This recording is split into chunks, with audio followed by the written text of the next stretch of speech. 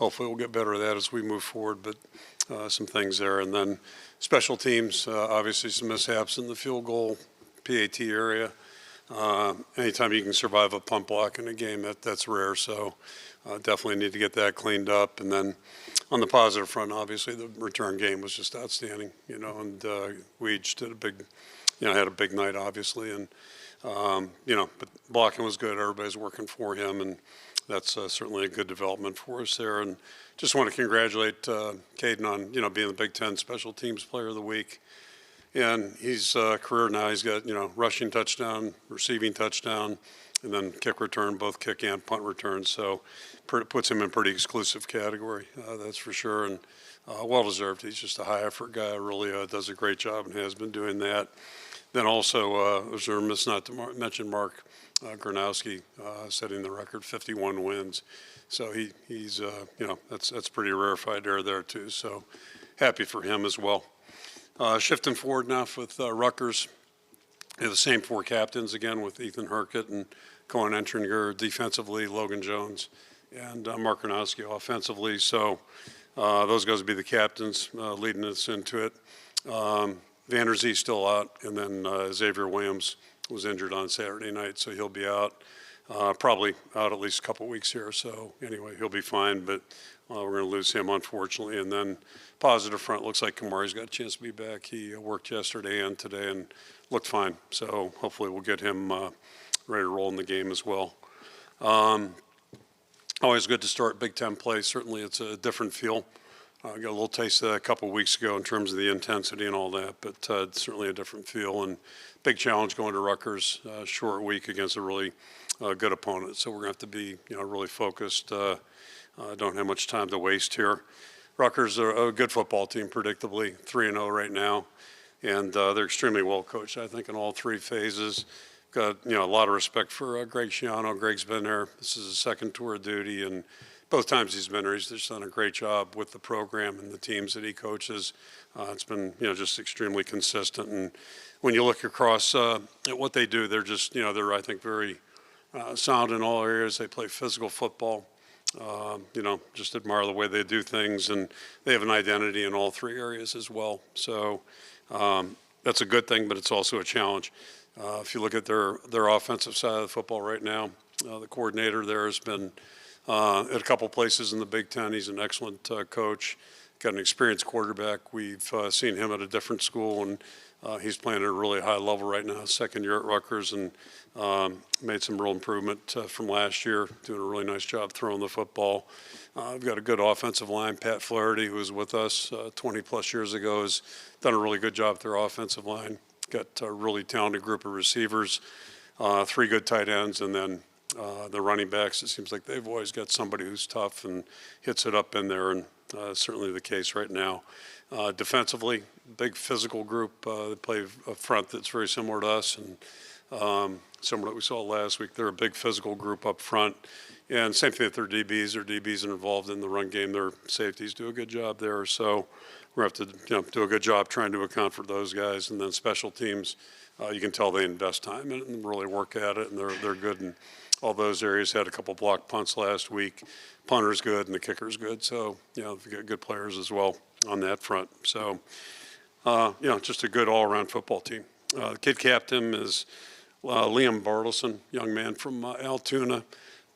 And 2 days into his life, they diagnosed him with having experienced a lot of seizures, and as it turns out, is a very rare form of epilepsy that he's got, and at times would have as many as 200 seizures a day, which is just amazing. They can track that, but long story short, really wasn't expected. People with that rare condition don't last past a year. Typically, he's an 11-year-old now, and just doing a great job. And the people that have been treating him have done a great job of finding new treatments, discovering things, which obviously have helped Liam, but also helped kids all over the world. So he's definitely defied the odds, and we'll be thinking about him and his family members. Certainly on Saturday, we take the field.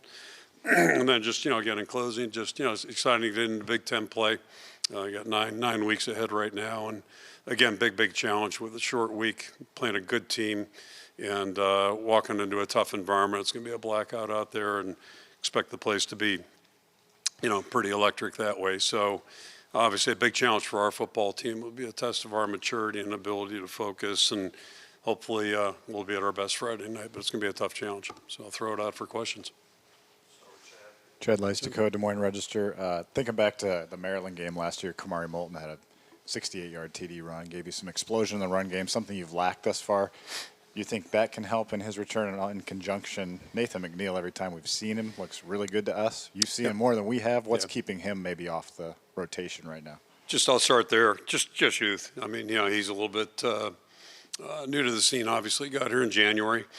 Excuse me, I've said before, just a young man we're really impressed with. He's just really focused and steady, solid on the field, in the classroom. Everything he's done since he's been on campus is really impressive. And so we're really high on him, but we just want to bring him along at a pace that's best for him, hopefully. I think he's got real potential, but there's some things he's still got to work on too, and he knows that. And so he'll do a good job there. And then, getting Kamari back is always a good thing. Anytime you get any good player back, it's a good thing. We think Kamari's a real good player. He is capable of breaking some longer runs, and if he can do that, that'd be a great thing. It's a tough defense to do that against. These guys have done a really nice job. But, getting a good quality player back is really helpful. Unfortunately, we lost Xavier, so rather not do a prisoner exchange. Quite frankly, I'd rather go two for none instead of 1 for 1. But the good news with Xavier is he'll be fine, but it's just going to take a little time. David Eichel, HawkeyeInsider.com. Kirk, two-part question. One, what's the status of Jerry at Bowie? I know he hasn't played yet this season. Is there any update you can give us on him? Yeah, I can go back to January. Basically, he's just had some soft tissue stuff that we can't quite get a grip on and get right. So I don't think it's anything major right now, but it's just been enough to keep him out, and it's hard as a receiver if you can't run, and that's kind of been the issue. And then after looking back at the film in the passing game, were you pleased with the progression? I know there's some drops and stuff that you still kind of want to clean up, but do you kind of see that as a foundational piece that you guys can kind of build upon here over the next several weeks? Yeah, it's a step forward, and I think we've, 3 weeks into it, I think there's been progress each week, especially in what we see in practice. And, the challenge we had 2 weeks ago, it's a really, it's a unique defensive scheme, unique coverages. So, not a lot of clean looks. They do a good job not giving you clean looks. But I thought we took a step forward. Still things we can get better at. Ball placement at times could be better. And then certainly, if you get your hands on the ball, you sure like to think we can come up with it. And if we're going to move forward, we're going to have to do a little better job with both those things. And had a protection bust or two too. That was, we're going to have to get better at that as well, because negative yardage is it's tough to overcome, and no matter how it comes to you, it's a bad thing. Tyler Tashman with the Des Moines Register. On the block punt, I guess when you look back at it, what did you feel like kind of broke down there? Yeah, that basically was just a technique thing. They did a good job, first of all, with their scheme, which was not a surprise to us. But we just have to execute better. There's really nothing. I don't want to call it a routine play, but it's a basic look that we didn't execute, and that's to that point. Like I've made the point with our guys, sometimes you hear this, the term routine plays, and there is no such thing as a routine play. And I'm driving into work Sunday morning. Sounds like that was the big play in the Notre Dame game, right? It was a dropped. I think it was a PAT. The holder dropped it before the end. Ends up being a critical play. Never know how it's going to turn out, but it certainly impacted the game. So just, you can't take anything for granted, especially in the kicking game. And that's, the two things we do work on, both in spring and in camp, besides in season. Spend a lot of time on the punt game and spend a lot of time on PAT field goals. We don't do anything in the return game, really, other than individual drills, but we don't do any team stuff in that, but we do in those two areas. And there's a reason for that, because protection, everything starts with protection in the kicking game.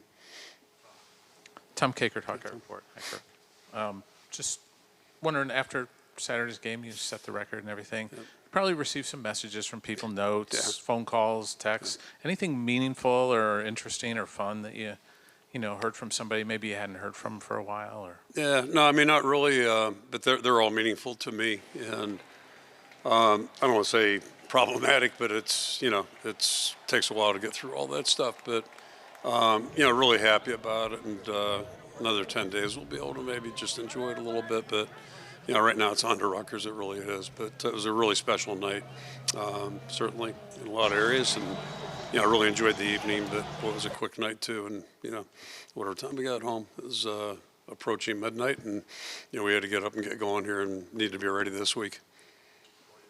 Hey, Kirk, Elliot Clough, HawkeyeInsider.com. I know drops were mentioned a little bit ago. It seems, whether you guys have a good game offensively or a tough game, that has been continued a bit of a trend. Yep. How do you address it in practice? Do you talk about it with Coach Budmeyer? Like, how do you address it? Well, believe it or not, we coach not to drop it. We emphasize catching over. And I always joke with the guys, like, that's why they call it wide receivers, not wide droppers. Or, there's a name why you call them wide receivers. So, the objective is to catch a football. It's easier said than done sometimes. And sometimes it might be ball placement. Sometimes it, a little bit behind, a little high, a little low. But, you got to flip it around, too. The quarterbacks have a tough job, and it's not always clean back there. So, everybody just do a little bit better. And a lot of times just concentration. And then I think sometimes guys try too hard and start fighting it. And, I don't know anything about throwing a football, but I know this: if you throw a baseball and try to steer it or aim it or try to overthrow it, and the ball tends to sail on you. So it just, that's why practice is so important, just concentrating, really developing good habits in practice. And, hopefully through game experience, it just keeps getting better as we go along. And that's really every phase of our team right now. Hopefully we're going to get a little bit better every week here as we move forward. Ethan Peter, Quad City Times. Coach, 2 weeks ago you mentioned your two high school coaches having a big impact on you in your football career. Could you expand on the impact that they had and kind of who those two men are? Well, Joe Moore is the most obvious, and prior to him was Bill Merritt, who was my first high school coach. And, he made a compliment to me in 10th grade. When I was in 10th grade, I got called up to the varsity. Somebody got hurt, and he said something nice to me, during practice, which he never said the nice things to anybody. So anyway, it was just, it really made me feel good. And so, that's kind of why I decided I wanted to get into coaching and teaching maybe. And then he was fired in a very controversial way, at least I would say so. And, not to belabor the point, but anyway, it was kind of a political deal. So, I was convinced like this was the end of civilization. Then Joe Moore ended up coming to our high school, and ironically, he's the person that probably impacted me as much as anybody. Really took me in and allowed me to be his GA in 1980, his first year as a line coach at Pitt. And, until his death, it was just, almost talked daily. So it's probably like a lot of people in a lot of areas, so a lot of times there's stories why you end up doing what you do. And I don't think anybody gets too far down the road without having people that really help them and invest in them and that type of thing. So a lot of guys on our team could tell you stories about someone in their lives in football that probably impacted their lives, and probably most coaches could too. Mitch Vick, KGAN, you mentioned the missed tackles, but you've got a defensive unit that's given up, I think, just under 3.5 yards of play. I think third overall in total defense. Doesn't seem like they're letting a ton of guys behind them. I think just 2 explosive plays. So what's it tell you about your defense through 3 games? That there's stuff to clean up, but they're playing pretty well. The good news is the guys were hustling overall. And so if somebody did miss a tackle, somebody else is there to close in on it and what have you. But those little things, every week there's win, lose, or draw. There's always something to be corrected in some areas that we can get better at. And I go through the offensive line play probably in even more detail. But just aiming points and little things that if we can get those down better, then, because the competition is going to keep getting tougher here starting this week. So we're going to play in a lot of close games moving forward, just like we did 2 weeks ago. And those little things really tend to make a difference. And, it's like a PAT. You just never know which play is going to be the one. But there's, the old axiom's true. Usually there's 5, 6, 7 plays you go back and look at. If you could change those, it would really impact the game. But as a player or as a coach, you never know when that's going to be. That's why you got to be at your best, and we got to make sure we're working on getting better.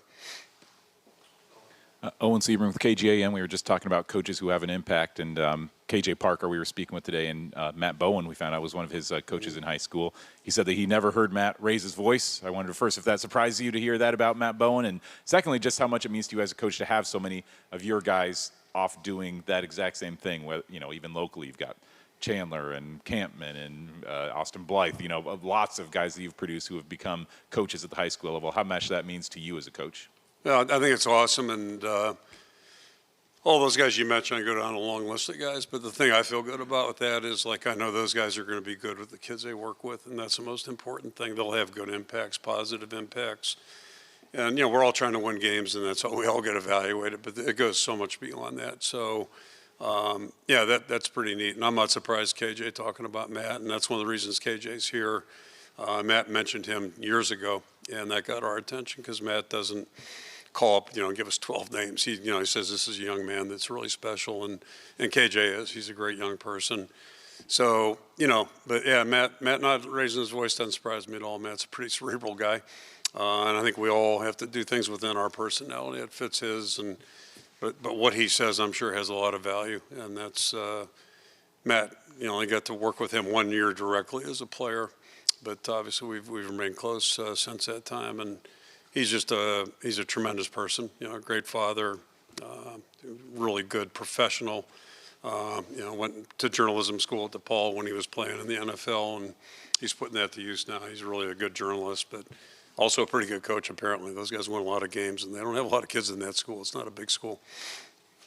Chad Leistico again. I'm pretty sure you coached against Greg Schiano when you were in the NFL. I don't know if you remember that, but it just seems like you Bears guys, game, yeah, I think it was that last year. Yeah, After I got hired here, actually, because yeah. And so I think we got beat too. Thanks. I'm curious. It seems like you guys have a lot of mutual respect for each other. I guess I'm just curious when he kind of jumped onto your radar and what you've thought of him over the years. Greg went to Bucknell and had some experience at Penn State, and just we practiced against the Bears at one point. So yeah, we kind of overlapped a little bit, some mutual friends, that type of thing. But I've always admired him as a coach, and I think it was a year after we took this job, I think he became a head coach or went to Miami as a coordinator, and then went to Rutgers as a head coach first time around. And just, you know, watch the way he does things. And then Dallas played for him down in Tampa when he was in Tampa. Guys on some of our younger staff, Rob Smith, who's now the coordinator, was a young guy that joined him.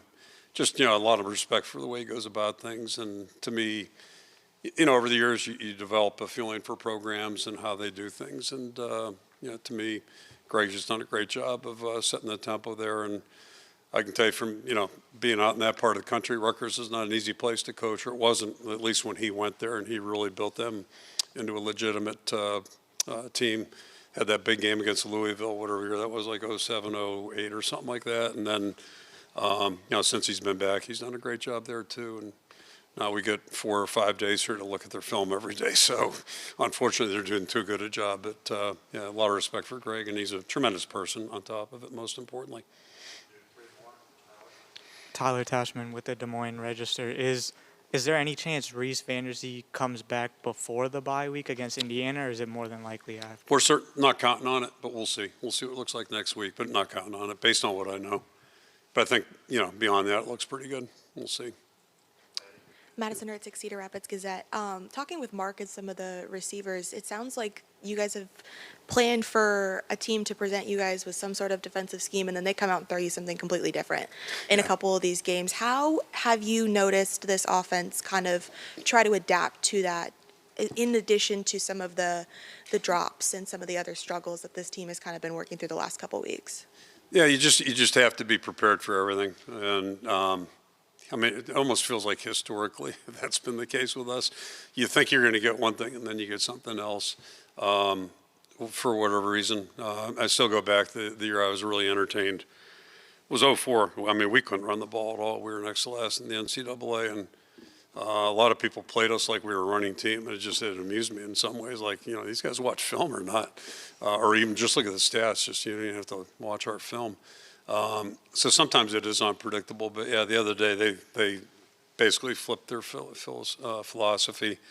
So I think, you know, part of your scheme and system, regardless of what it is, has to be flexible, and you've got to be able to have, you know, be able to adjust and adapt, and that's really what ends up happening. That's what's going on during the course of a game. Typically, after a while, certainly you get a feel for how they're going to approach it, and then some people will hang on to stuff for the second half, and So you think you got it figured out, and then boom, they give you a couple curveballs. So that's part of the cat and mouse that goes on during the course of a game, obviously. And if you don't have a system that's got some flexibility, you're going to be in trouble. Yep. Jonah Krell with WQAD. Saw that you recruited Kaliak Menace out of high school, and obviously seeing him at Minnesota. Just how does that familiarity help you guys this week, and just what are some keys for your defense against him? Yeah, I mean, it doesn't hurt, but it really is not a big factor in that. I think most guys, when they go to college, it's such a area of growth and development, and really the story, I think, is the progress that he's made, which is typical of a good college player. Usually they get better with each year, and he had some struggles, 3 years ago, like any young player, but he's worked through it. He's really done a good job. He was a good player last year for him, but he's playing at a higher level right now. If you look at his stats, it's significantly better right now. So he's playing his best football, and I think as a coach, Greg would probably tell you the same thing. That's what you're hoping for as guys get older, get more mature, and have that game experience, if they're benefiting from it. And he clearly is. He's done a really nice job for him. And he's got a good supporting cast, too. They've got good receivers, good skill guys, and they run the football well. So it's going to be a big challenge for our defense. Probably. It's going to be the biggest one we've faced so far. Okay, thank you.